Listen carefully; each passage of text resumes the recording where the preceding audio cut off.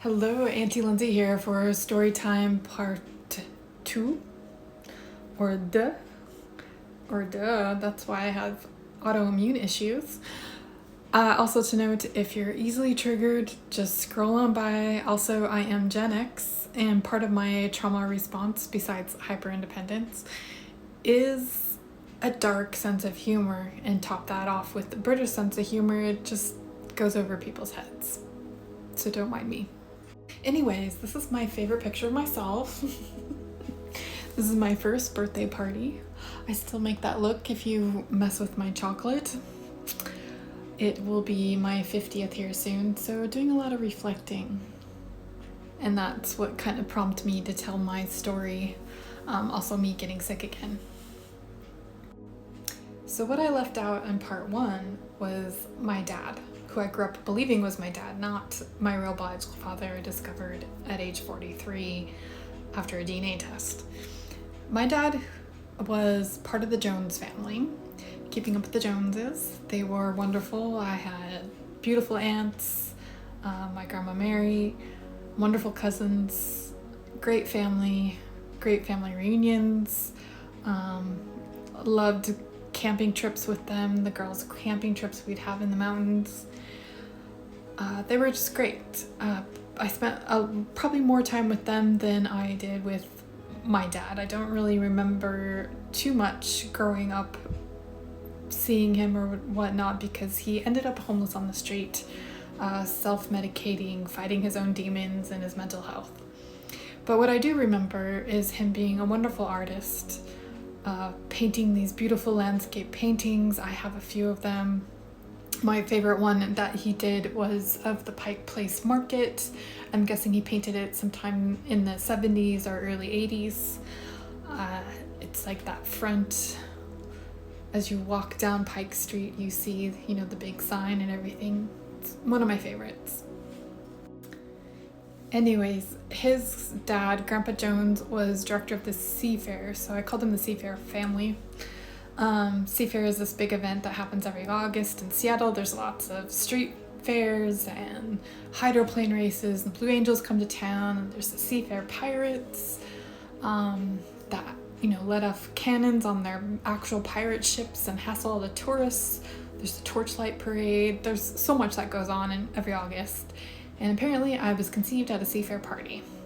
It just was with someone else. My mom just got the baby daddy wrong. I mean, it was 1974 and she was 17, so I'm sure there were a lot of great parties, and that one I'm sure was no exception to not remember that night, but obviously something happened. There was a thing when the DNA test came back and it showed that my father was this other guy, and he happened to be adopted in Texas and later taken to Seattle with his adopted family, but he was born with some sort of birth defect where his leg was all twisted up because whatever they gave women back then, pregnant women, they caused a lot of birth defects. So he had his leg amputated by the Shriners Hospital, and so in the 70s he had a wooden leg. And so when I finally got a hold of my mother, I was like, Mom, how many drugs were you doing in the 70s? And she's like, why? I go, how the fuck do you forget sleeping with a man with a wooden leg? Like, wouldn't that stick out? She didn't think I was funny. But I was like, you didn't have a daughter with the Seafair director's son. You had a daughter with the Seafair pirate. I'm a pirate's daughter. I always liked pirates. Har, har, har. So growing up was a bit rough. Me and my brothers, my 3 younger brothers, none of our dads were really in our lives. It was always our mother. We all have our mother's maiden name. My grandpa Smith. Their dads, well, the 2 brothers, their dad was part of this family. Obviously, my mom dated like 4 of the brothers, had kids with 2 of them. The main dad was in and out of jail, prison throughout our childhood.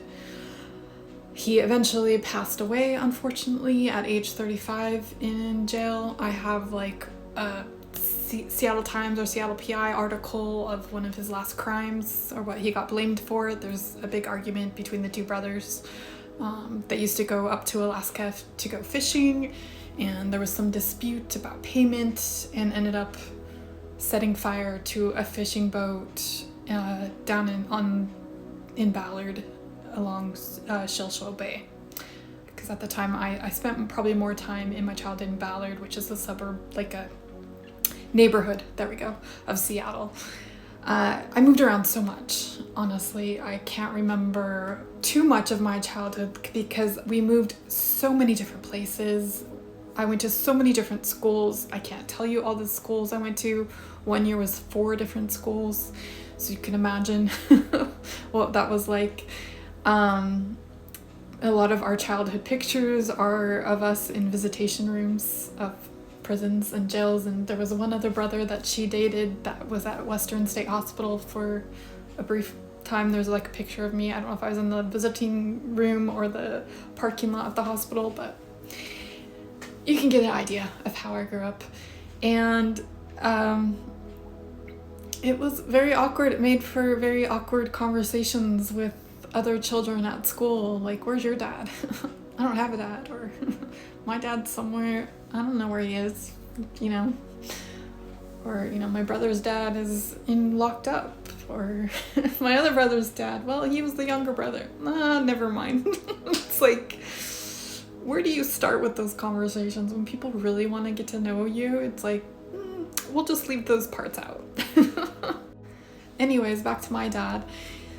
He ended up passing away in 2012, about a month after my Grandma Mary, and he had cirrhosis of the liver, obviously, and years of substance abuse. And it was interesting, you know, I got called to the hospital to basically unplug him to the machines, and I waited for each of his sisters to arrive and sat there and watched as his soul left his body. And it was quite interesting because he was very bloated and yellow, and he was such a good-looking young man. He reminded me of Kevin Bacon. Like, every time I'd see Kevin Bacon, like in a movie or on TV, it reminded me of my dad. But deep down, even deeper, I was like, why don't I look anything like him? Like, what did I get from my dad?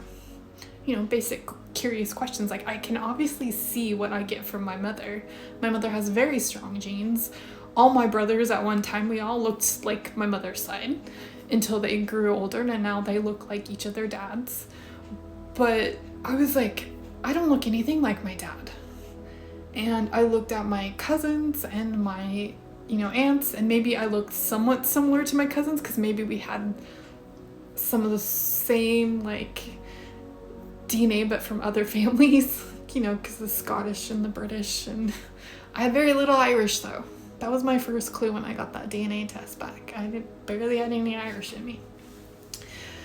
But that will forever be embedded in my head, is watching the soul leave his body, and just all the things that I went through in my life. I think that was also contributing to my identity crisis that I had later when that DNA test came back. I was just like, I'd already been the outsider of this other family, and although they were very, very sweet to me, I always felt like I didn't belong.